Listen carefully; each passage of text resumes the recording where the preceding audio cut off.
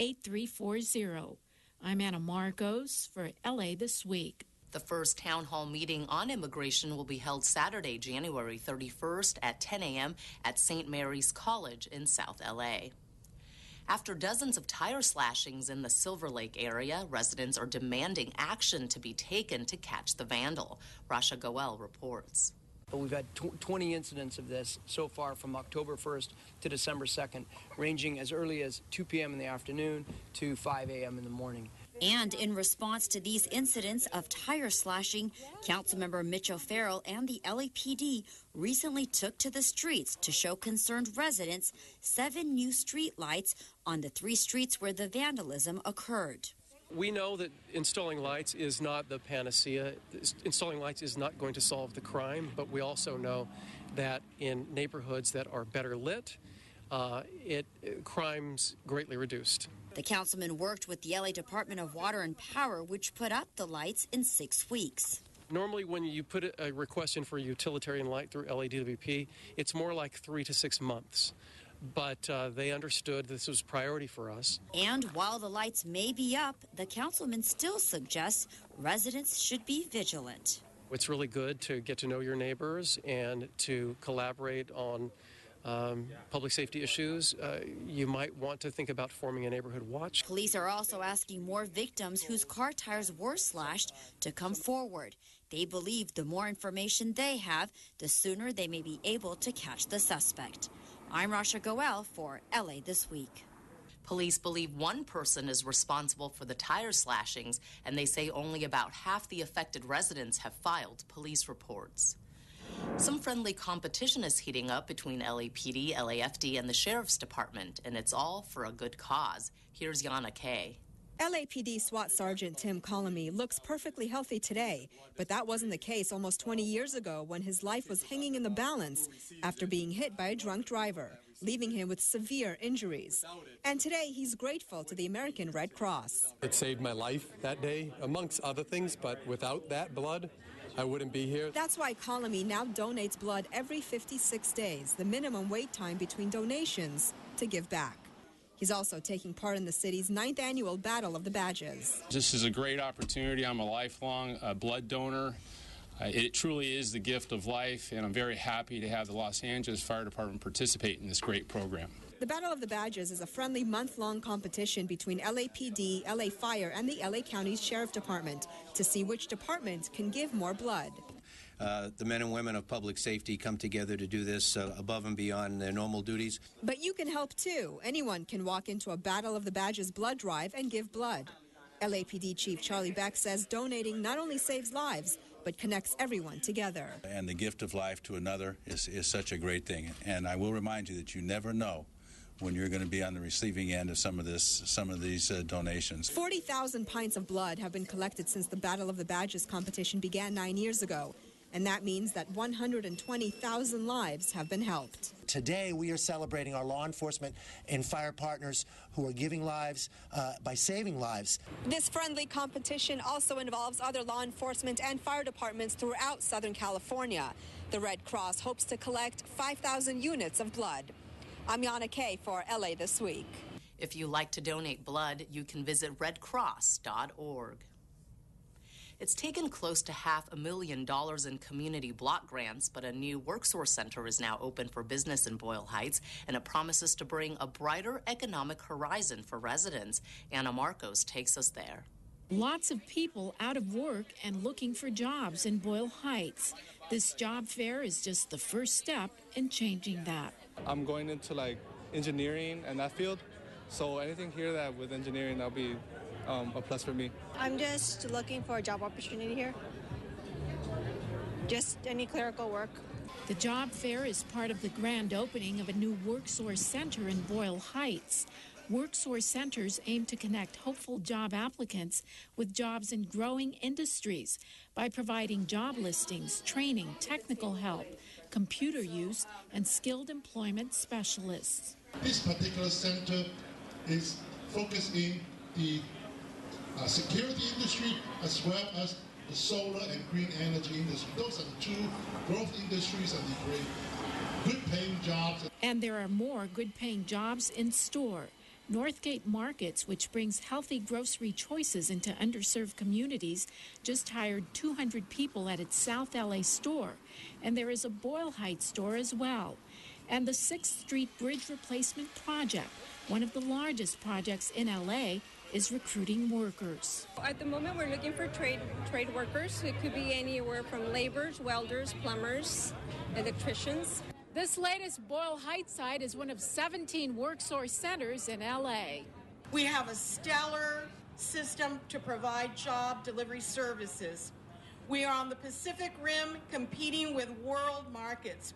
We're in a global economy. We have to bring that global economy down into our communities. We all know when you get a job, that's a joyful moment on many levels.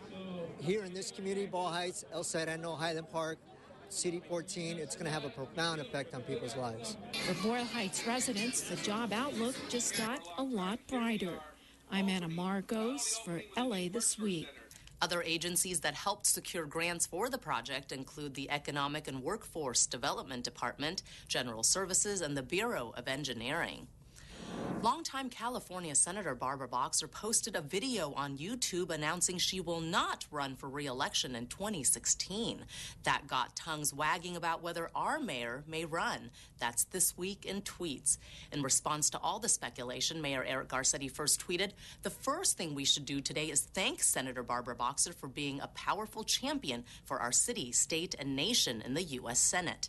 He then tweeted a pretty emphatic denial of any interest in wanting to fill Boxer's seat. The tweet says, "I love my job and I love my city and I am committed to the work here. I will not run for Senator Boxer's seat." Is that the final word or is it to be continued? We'll just have to watch and see. Around 200 people gathered on a chilly night in San Pedro recently to witness the rebirth of what used to be an eyesore. Gil Reyes takes us to the lighting of the all-new Gaffey Street pedestrian bridge. 3, 2, 1. With the flip of a switch, a new lighted sign welcomes people to San Pedro. I think it's fantastic. I appreciate the fact that the bridge is now light and bright and provides a nice entry into the city. The sign brightens the Gaffey Street pedestrian bridge overlooking the 110 freeway. 1,200 feet of blue LED lights serve as trim, illuminating nighttime strolls with its mellow glow. The now Azure Archway is a vast improvement from the original dirty bridge, which often drew vandals. The upgrade also serves another purpose. To kick off the Great Street program that the mayor has launched, naming Gaffey Street as one of the first great streets in the city of Los Angeles. LA Mayor Eric Garcetti's Great Streets Initiative, launched in May, plans to beautify some of the city's main corridors. Gaffey Street is one of them. Making them more bike and pedestrian friendly is part of the plan. They should be vibrant public spaces for art, for culture, for our families to enjoy. And along with Councilmember Buscaino, as he mentioned, we've started reaching out to the community because we want you to participate. Perhaps a sign of more improvements to come. On the new Gaffey Street pedestrian bridge in San Pedro, Gil Reyes for LA This Week. As part of the mayor's Great Streets initiative, 40 streets throughout the city are slated for improvements. No one will likely disagree that the least we can do for those 90 years old or older is to throw them a big celebration. And that's exactly what the city did recently for its senior citizens as a way to pay respect and show gratitude. The Department of Recreation and Parks' annual 90-plus Legacy Luncheon is a tradition honoring the life and works of our city's eldest residents. The Friendship Auditorium was the site of the most recent luncheon, held prior to the new year, in which 336 seniors 90 years old and over attended. Virgie Aguilar was one of them. The secret for me is not being negative. I love people and I like to talk to them, whether I know them or not. Say hi, because I think that is great that we are here so long. I recognize that it must be our mission to do all we can to nurture our senior community and make sure that you have the resources you need so that you can have the quality of life that you deserve, that you have earned, because you came before all of us.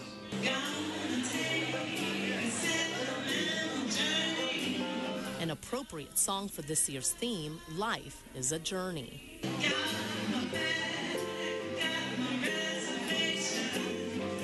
the 22 years this luncheon has been held, 29 of the 90-plus honorees have exceeded the age of 100. This year, Miss Virginia Davis, age 107, was crowned queen for the third year. For being a wonderful citizen, for encouraging all of us to maintain life as you have. Thank you, Virginia. This is special. This is special. This is Recreation and Parks at its best. The amount of experience, the lives that you've lived, and the vast knowledge that you must have has got to be incredible, and to have all that in one room is absolutely amazing. Each year is better than ever. Each year is better than the last year. And Virgie Aguilar knows where she's going to be next year, right back here on the dance floor, celebrating life and all that it has to offer. General Manager of Rec and Parks, Michael Scholes, says his goal for 2015 is to have the department begin collecting and documenting the stories of our city's senior citizens to pass down to future generations. Saving the environment and saving money. Find out about a limited offer by the LADWP and the reopening of a dog-friendly pocket park. Also earn up to $100+ a day serving as a poll worker. These stories in City Beat.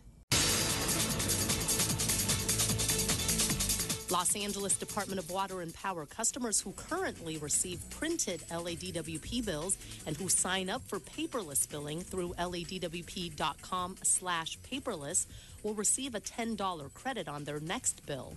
The offer is only for a limited time through the end of June.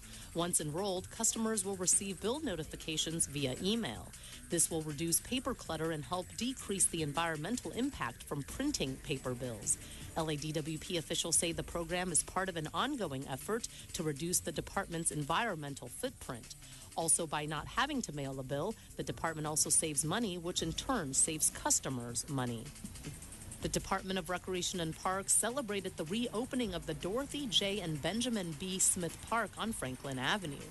Located in the Hollywood area, the Pocket Park now includes drought-tolerant plants and trees, decorative single-seat benches, decomposed granite paths, and fixed bag dispensers for dog waste. The park's new design consists of fitness equipment and a trimmed tree canopy to create an inviting pedestrian-friendly setting. Councilmembers Mitch O'Farrell and Tom LaBonge, as well as the Department of Water and Power, all helped to make this project possible. The city clerk's office needs approximately 4,000 poll workers to staff polls for the 2015 municipal elections on March 3rd and May 19th. Poll workers are paid $25 for attending a mandatory training class, as well as a stipend that can range from $80 to $150 for each election day they work. In order to serve as a poll worker, the applicant must be a U.S. citizen and registered voter who will be at least 18 years old on Election Day and is able to speak, read, and write in English. The Election Division is also seeking bilingual poll workers. You can call 1-866-899-VOTE or email clerk.electionpw@lacity.org. A song about Los Angeles has become a YouTube sensation, receiving some 10 million views in less than 2 years. It's also received special recognition from the city. Gil Reyes has more on the Los Angeles song. Well, Los Angeles, Los Angeles. It could be the most popular song about our city in all of YouTube. The Los Angeles song is written and performed by LA native Justin Chart.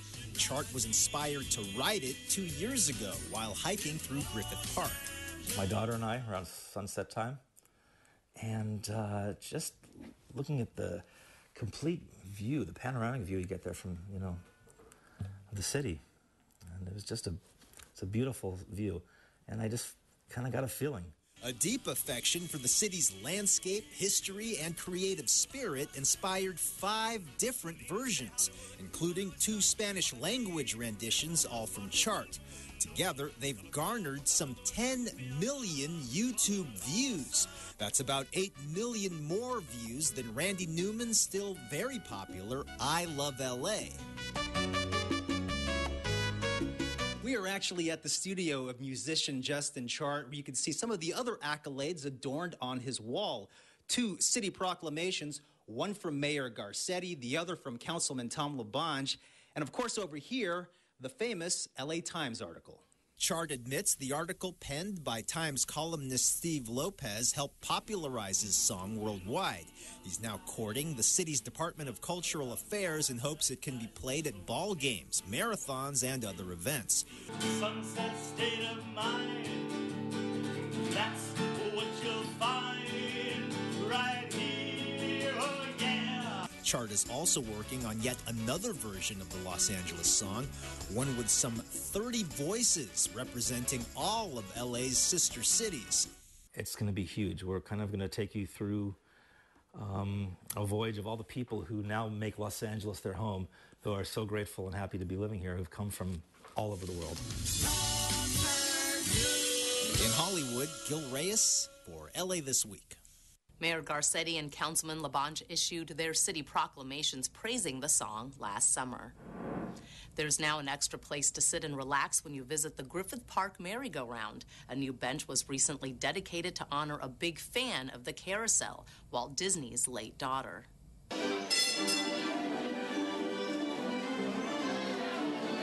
A favorite LA pastime, a treasured childhood memory for many, an iconic piece of LA history. And back in 1940, Walt Disney would regularly bring his daughters Diane and Sharon to the Griffith Park merry-go-round, where he'd watch them from a bench and begin dreaming of building a theme park that later became a reality, Disneyland. She spoke so highly of the experience that she and her sister had in coming here with her father and enjoying it. Walt Disney would pay the operator of the merry-go-round extra so that girls could ride and ride and ride, and he would be visioning what gave the world one of the greatest places on earth, which is everything to do with Disney. So you're standing on a very special spot. Diane Disney Miller passed away in 2013. To honor her memory, the owners of the merry-go-round have dedicated a memorial bench bearing her name. I asked her if I could have a picture of her on the bench, and she said, "Only if you sit with me." That's the kind of lady she was, and those of you who knew her really understand what a warm and marvelous lady she was. That original bench where Walt Disney sat was also on display, and while the Griffith Park merry-go-round has long been linked to the Disney lore, for many folks it's also been an important part of their own family history. It just comes from my heart. It was a lot of fun. It's just memories from when I was a child. A place of wonder that on any given day can rival Disneyland as the happiest place on earth. Built in 1926 by the Spillman Engineering Company, the merry-go-round was brought to Griffith Park in 1937. And in this week's list of things to do, we have more information on the iconic Griffith Park merry-go-round if you'd like to pay a visit. Also watching the Classic Film Network on the big screen, and an exhibit featuring the works of teen photographers. If our story on the Griffith Park merry-go-round has inspired you to take a spin, here's some additional information. The merry-go-round is open weekends throughout the year and weekdays as well as weekends only during the summer. The hours are 11 a.m. to 5 p.m. Griffith Park is located at 4730 Crystal Springs Drive. The merry-go-round is located between the LA Zoo and the Los Feliz Park entrance. The carousel boasts 68 horses finely carved with jewel-encrusted bridles and is accompanied by a Stinson 165 military band organ. Whether it was a place you spent your childhood or a place you're now taking your kids, most will agree the merry-go-round at Griffith Park is indeed magical. Go to laparks.org. On Friday, January 16th, you have a chance to see the classic 1976 film Network on the big screen at the LA County Museum of Art, or LACMA.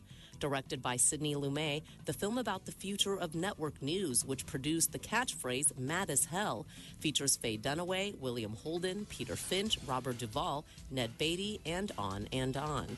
Paddy Chayefsky won an Oscar for his Take No Prisoner screenplay. The film will be screened at LACMA's Bing Theater at 9:40 p.m. LACMA is located at 5905 Wilshire Boulevard. Tickets are $3 for Academy members and $5 for the general public. Go to lacma.org to purchase tickets or for additional information. On Saturday, January 17th, you can catch 224 Miles, a show featuring works by Venice Arts teen photographers Leo Martinez, Zinnia Moreno, Chelsea Ramirez, and Mark Tomalin, created during their educational trip to the Grand Canyon. In July, with digital film and video cameras in tow, the 4 advanced study students went on the journey of a lifetime, using their surroundings as artistic inspiration. You can see their works at the exhibit at the G2 Gallery at 1503 Abbot Kinney Boulevard in Venice from 6:30 to 9:30 p.m. Proceeds will support Venice Arts Youth Opportunities Fund. Go to theg2gallery.com, and that's a look at some upcoming things to do. That's going to do it for this edition. Thanks for joining us. I'm Ellen Chang. A reminder that you could catch us online at lacityview.org. You can also follow and like us on Facebook. We'll see you back here next week for more of LA This Week.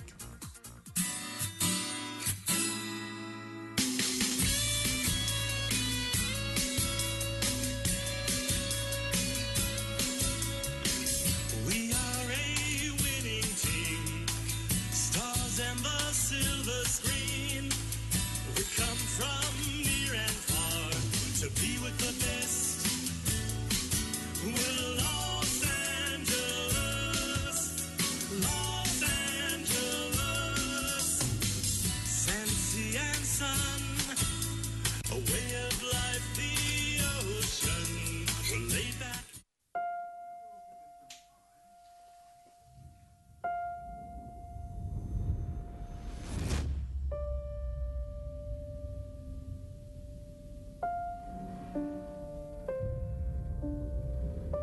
What if a disaster strikes without warning?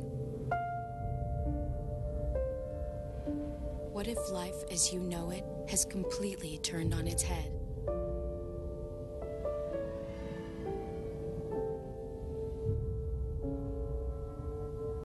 What if everything familiar becomes anything but?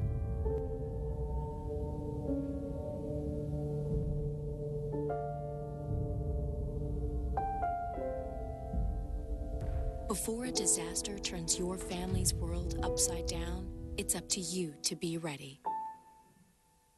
Get a kit, make a plan, be informed today.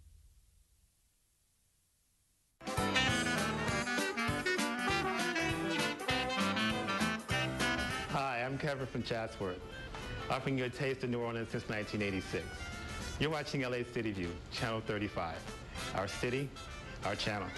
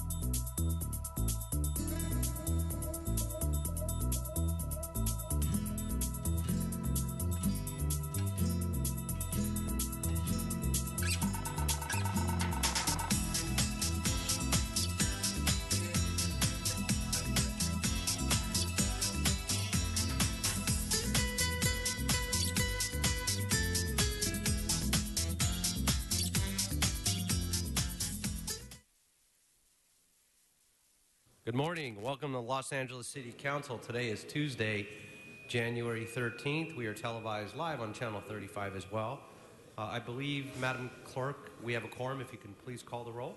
Blumenfield, Bonin, Buscaino, Cedillo, Englander, Fuentes, Weezer, Carrasco, Krikorian, Labange, Martinez, O'Farrell, Parks, Price, Wesson. 12 members present, a quorum, Mr. President. Fantastic. Thank you so much. First order of business, please. Approval of the minutes. Okay, Councilmember Bonin moves. Mr. Blumenfield seconds. Next is committed to resolutions for approval. Okay, Councilmember Koretz moves. Councilmember Krikorian seconds. Mr. President, today is Tuesday, and now would be the time for the flag salute. Okay, thank you very much. If we could ask everybody to... if we could ask everybody to please rise for the flag salute, and if we can ask Councilmember... Yeah, do you want to... Okay, go ahead. If I can have San Pedro legend John Papadakis to lead us in the pledge today at City Council. If you can, Mr. Papadakis, join us in the front, the founder of the Bridge to Breakwater development along the waterfront at the Port of Los Angeles. Mr. Papadakis, thank you and your group for joining us today. Thank you very much, Councilman Buscaino. We're very lucky to have you in our area serving us. I pledge allegiance to the flag of the United States of America and to the republic for which it stands, one nation, under God, indivisible, with liberty and justice for all. Thank you. Thank you. Thank you very much. And thank you, Joe, for that.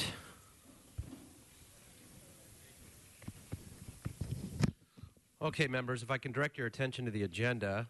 Madam Clerk, let's go ahead and run through that now, if we could. Item 1 is an item noticed for public hearing. The Department of Building and Safety requests to continue items 1M and N to January 27th. And there's requests to continue item 1J to February 13th.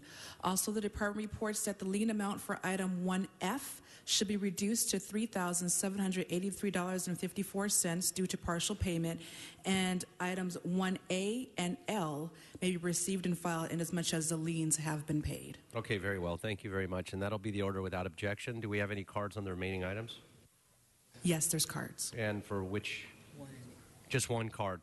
Okay, we'll just take the one card now then, and John Walsh, come on up on that item.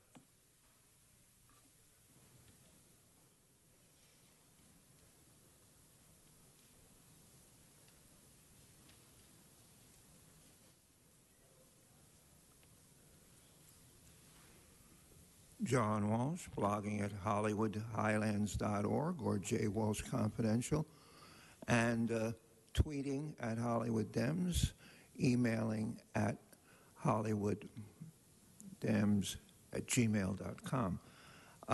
These are appeals or objections to building and safety reports, nuisance abatements, non-compliance of code violations. As we said, these are often very inflated. And I'm a tenant, and I think they do a good job, the actual inspectors. But when these liens show up, they send out the liens, this one at North Wilmington Boulevard. People get up and say, you didn't send it registered mail. Well, how am I supposed to? In other words, many of these people do not have to sign a registered mail slip to get a copy of the lien, so they don't know about it, and then the liens keep getting higher and higher until finally somehow they find out about the liens. And incidentally, as you know, this is a racist city.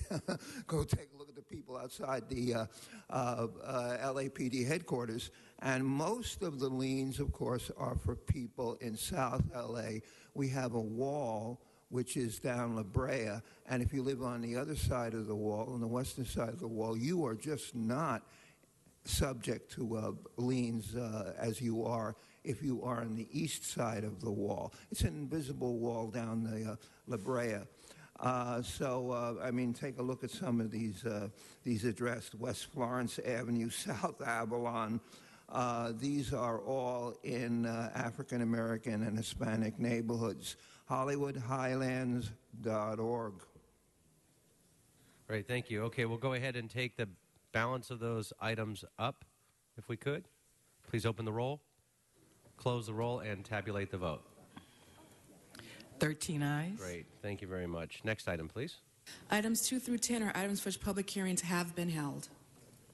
Okay, members, do we have any specials? Mr. Labange. I want generally a report for the table on all these items, not specifically, but just generally on the trust funds. Just if a representative for the police department here or the CAO or whomever.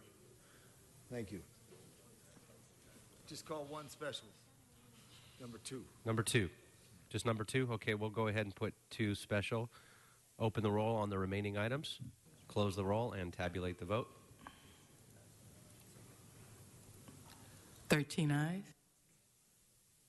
Great, thank you very much. Madam Clerk, next item, please. Item 11 is a closed session item. Do you wish to hold that on the desk? In reading this, I just want to clarify, these are not all police trust funds. They're public assisted trust funds. Just a general, I think it's important to know what all these are. There's comments, and I apologize, there's the supplemental police account, which is there, and then it goes on the threat preparedness trust fund, the public benefits trust fund. Mr. City Attorney, if it's okay, Mr. City Attorney, at least so we know what these are. Some of these are new to me. Yeah, they come through, and I got it, but I want to hear from the City Attorney. Sure. And right there. Sure, we'll put them on, it's on special then, so we'll come back to it. You want to reconsider all the other items then? I think you have to. Okay. Is there someone here to report on it? So we can do that. We'll go ahead and open the roll for reconsideration on those items. These are items 3 through 10. Correct. Close the roll and tabulate the vote. 14 ayes. Okay, do we have somebody here that can speak to those now? Just lay it on the desk. I want to make sure we get it right. So you can call all those special, but they could speak. We just did. If you want to take a sidebar as well, because we did have them in committee as well, but we can go ahead and do that. I want the public to understand it. Absolutely. Mitch. Okay. Yeah. I want to understand it. Yeah, as they should. Appreciate that, Mr. Labange. Okay. Next item, Madam Clerk. Item 11 is a closed session item. Do you wish to hold that on the desk? Yes, we'll go ahead and hold the closed session. Next items? Mr. President, that brings council to items called special or general public comment. General public comment. We'll go ahead and go to that then. We've got one card by Mr. Walsh.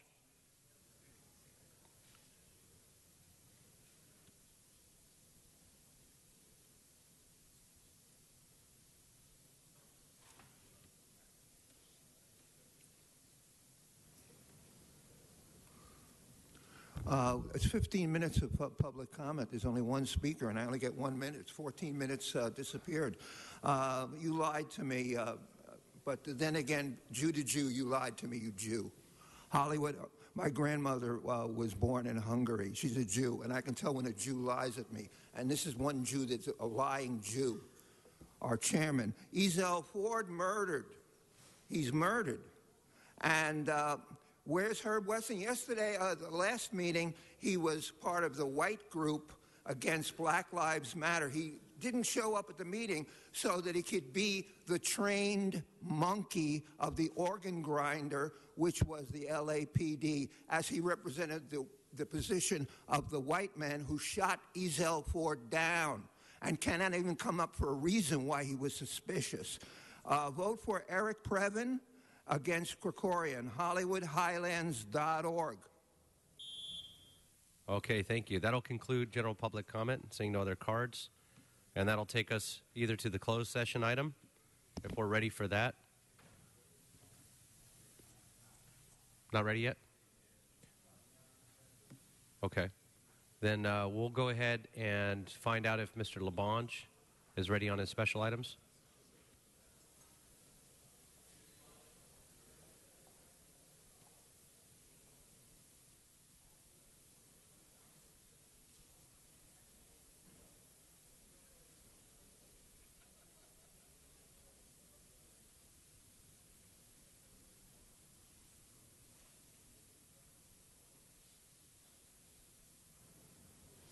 Mr. Labange, we can go ahead and continue the trust funds for tomorrow if you'd like. Stand right here and just tell us what the trust funds are. Brian, you could do it. Yeah. Okay. But you could sit there to start and explain it from the clerk's office. So.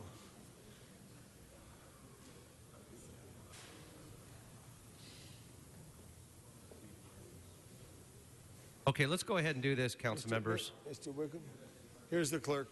Okay, fantastic.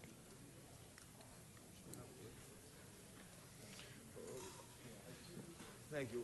Would you explain what they are?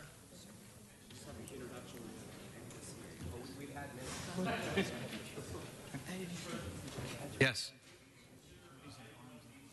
Subsequently ask for a continuation for 30 days? Yes, we'll go ahead and we can actually, I believe we can do that without objection. Okay, great. Thank you. Okay. They had an answer.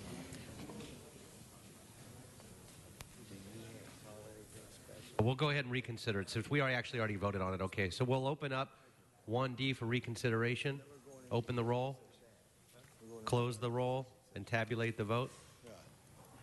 14 ayes. We'll go ahead and continue it then for 30 days. That'll take us to February 13th. That'll be the order without objection. Okay, great. Thank you very much, Councilmember. Mr. Labange. I just asked the clerk if you could just tell us all those items. There are a variety of trust accounts, whether from the police support groups where donations come, or whether they're illegal dumping, et cetera, et cetera, et cetera. Holly Walcott, City Clerk. Basically, the City Clerk is required by ordinance to report on the various trust funds. I mean, if it's in each specific ordinance, let me stop. Ordinances are generally required to set up trust funds. Contained in those ordinances will be a requirement for the City Clerk to provide an annual report. So basically what we do is give a report to the council of what the activity was for that trust fund, what the balance is, what the authority is to create those trust funds, and what activity has taken place during the year.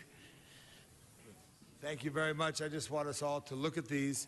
In addition to that, Recreation of Parks often IDs donations to specific parks or facilities, which is done independently by their commission, I believe, by charter. Correct. If there are different trust funds that are not under the purview of the City Clerk, then each department who had those trust funds would be responsible for any reporting requirements. I just want to make people aware of that. Thank you, Mr. Englander. No, thank you very Madam much. City Clerk, thank you.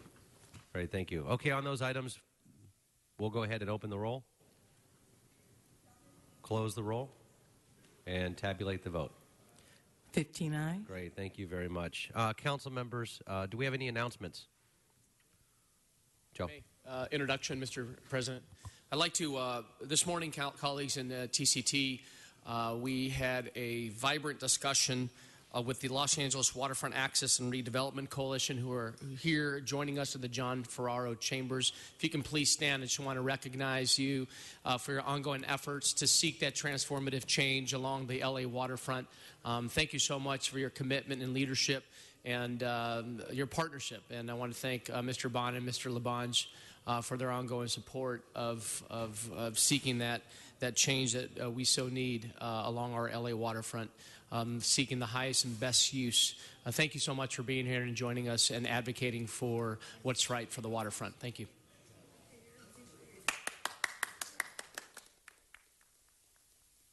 Great, thank you very much. Okay, let's go ahead and go to announcements, if we could. Council members, are there any announcements? No special announcements? Okay, so what we're going to do is we're going to go ahead then and convene into closed session. And so, Sergeant, if I can ask for you to secure the chambers. We'll go ahead and stay in chambers. Every council member, you can have one staff member present. And we'll ask the public to step outside.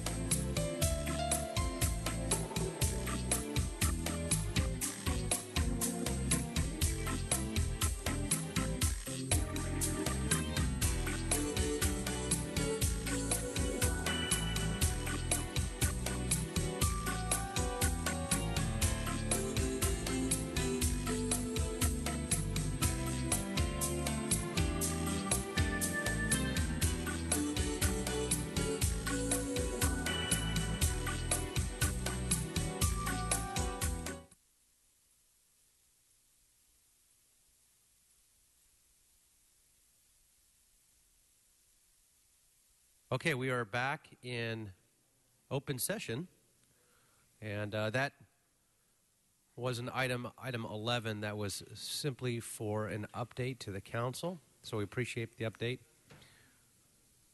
from our city attorney and our CAO. We had one speaker card on this, Mr. Walsh. Is he not back in? Okay, well, this actually did already satisfy public comment anyway in committee, but I figured I'd call him since he had a card. We'll go ahead and note and file that that card was received. Okay, that concludes that agenda item. I'd like to turn the floor over to Mr. LaBonge in a moment.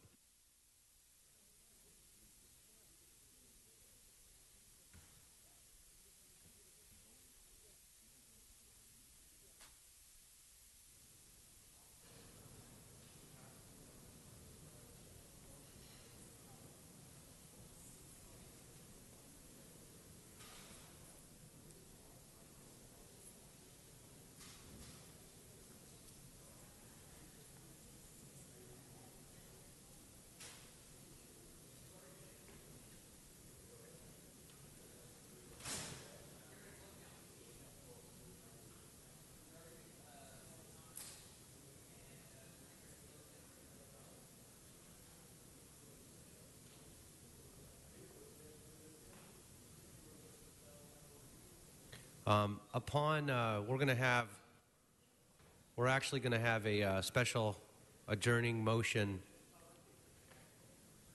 with Council President Herb Wesson and Councilmember Tom LaBonge in a moment.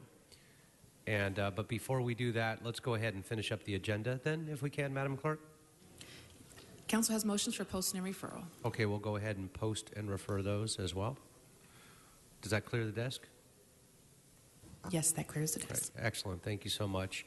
And while they're preparing, colleagues, do we have any other members that have adjourning motions as well? Mr. LaBonge, would you want to do this one first and then go? We'll do ours last. Okay. So if we can ask everybody in council chambers to please rise for adjourning motions. Yes. Please rise. And I always have Council Member Fuentes. Mr. President, it's with great sadness that I announce the passing of Linda Garcia. Linda Ann Garcia was born on May 23, 1956 at Cedars of Lebanon Hospital in Hollywood, and she passed away peacefully in her sleep on November 9, 2014. She grew up in the San Fernando Valley, was a proud graduate of Grant High School in Van Nuys. She attended Pierce College for 2 years as a part-time student. Over the years, Linda worked for various companies as a data entry clerk, general office worker, and input processor. She loved all creatures, especially her horse Pablo, who was her steadfast pet companion for 25 years. But sadly, she leaves her husband, Ray Garcia, a personal friend of mine. On March 20th, 1992, she married the love of her life, Raymond Garcia, who is also a very active member of our Mission Hills Neighborhood Council. They both reside in Mission Hills, resided over in Mission Hills throughout their 23 years of marriage. Linda now joins her father in heaven, George Wack. She is survived by her mother, Jeanette, her sister, Diane, nieces, Callie and Dana, and her husband, Raymond. And I'd ask that we adjourn in her memory. Yes, no, thank you very much for that. Councilmember Buscaino. Thank you, Mr. President. I have three quick ones here. First, Lorraine Ornalis, who we've seen around here as an Angelina giving tours of our beloved City Hall. She will be truly missed. I ask that we adjourn in her memory. Born on October 1st, 1933, passed away on December 15th in San Pedro. She is survived by her 5 loving children, 3 and their spouses, and 18 grandchildren and 5 great-grandchildren. Services were held on December 22nd at Fort MacArthur Chapel. May Lorraine Ornalis rest in peace. Matthew T. Matich passed away on December 22nd from surgery complications. He was 82 years old, a San Pedro native and a San Pedro High School alumnus. He was in the Navy, an LA County deputy sheriff, and an LA City firefighter until 1982. He loved cruises and staring out in the Pacific Ocean from his deck at home. He is survived by his loving wife, Dorothy, his sons, Michael and Matthew, grandchild, Maddie, his sister, Dolores, and cousin, Yvonne. Services were held at Green Hills Chapel on December 31st. In lieu of flowers, donations be made to Widows, Orphans, and Disabled Firemen's Fund on 815 Colorado Boulevard, or the San Pedro Peninsula Cancer Guild. May Matthew Madish rest in peace. And finally, the City of Avalon Harbor Patrol Officer Tim Mitchell, almost at the age of 40, gave his ultimate sacrifice on December 30th while defending life and property on a patrol boat on Catalina. He was trying to save the very boat which he had served as a dive instructor at Catalina Island for around a decade. He was also a talented musician and a reserve firefighter on the island. He's survived by his girlfriend Michelle, 2 parents, and 2 brothers. For donations to the Mitchell family, please make checks payable to the Avalon Harbor Employees Association. May Tim Mitchell rest in peace. Thank you. Thank you. Colleagues? Yeah, Councilmember Bonner. Thank you, Mr. President. I'd like to adjourn today in memory of John and Dorothea Kittredge, who were from my hometown. They lived across the street from me growing up. I grew up with their 3 kids, Patrick and Peter and Maureen, and spent more time in their living room and in their backyard than probably in my own. Dorothea passed away in late November, and then John, her husband, passed away on New Year's Day. So I'd like us to adjourn in their memory today. Thank you. Very sad. Thank you. Seeing no others, we'll go ahead and turn the floor over to... Oh, I'm sorry, Mr. Price. Thank you, Mr. President. I rise today to adjourn in the memory of Miss Sylvia Jewel Johnson, a South LA native and mother of State Senator Holly Mitchell. Born September 25th, 1936 in South LA, Sylvia came into the world trailblazing and grew to become a wise, compassionate, driven leader of her friends and colleagues who adored her and her foes feared. A product of the 9th District, she graduated from Hooper Avenue Elementary, Culver Junior High, and Jefferson High Schools. After high school, she went on to attend University of Southern California, where she graduated with a degree in sociology. From there, she began a 45-year professional journey of public service to the people of the state of California. She worked in several capacities within the state and local government, including LA County Department of Public Social Services, LA County Probation Department, Superintendent of California Institution for Women, and as Chief Probation Officer serving Alameda County. She touched the lives of countless men, women, and children across the state. She was an innovator, receiving grants and developing national models for substance abuse treatment, non-traditional training for incarcerated women and girls, and gender-specific programming and prevention services for juvenile offenders. She was a visionary. She led and mentored hundreds of employees and skillfully managed major institutions, budgets, and politics. She was a sister, friend, mentor, motivator, and confidant who had style and panache. She loved fine clothes and casinos. She's survived by her daughter, Holly Mitchell, grandson, Ryan J. Mitchell, cousins, Danny Jones, Clarence Banks, and a host of lifelong friends. May she rest in peace. Thank you. Yes, Mr. Wesson. Mr. Price, I'd like to sign that with you, be one of the signature. Okay. I'd like to now turn it over to council members LaBonge and Wesson, please. Thank you. Mr. Englander, and thank you last week for your words following the tragedy in Paris. Mr. Wesson and I stand here along with the Consul General Axel Gruel of the Republic of France. On Sunday in high noon, we all gathered here on the steps of the city, all over 1,000 people who came to remember the victims. At this time, in our longstanding tradition, I'd like to ask the Consul General to join with me and our President, Mr. Wesson, and read the names of the victims.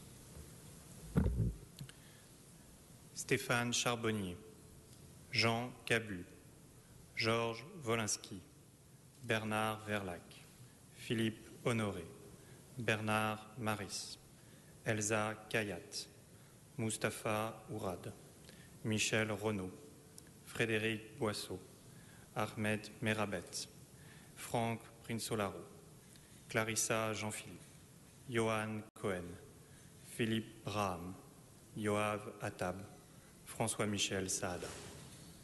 And Mr. President, thank you. I just want to let you also know that 2 members of the Los Angeles Police Department did go as a guest of the French government to the police woman's funeral, which is today, earlier this day in France. It's a longstanding tradition of Los Angeles City Council to salute those who've gone before us, and in this untimely tragedy, the City of Angels sends its much love to the people of France and will continue. Thank you.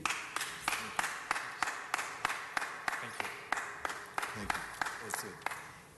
Thank you very much, and thank you for doing that. I had the honor and the privilege of actually going to France on a police exchange program, and as an officer in uniform, and got the experience.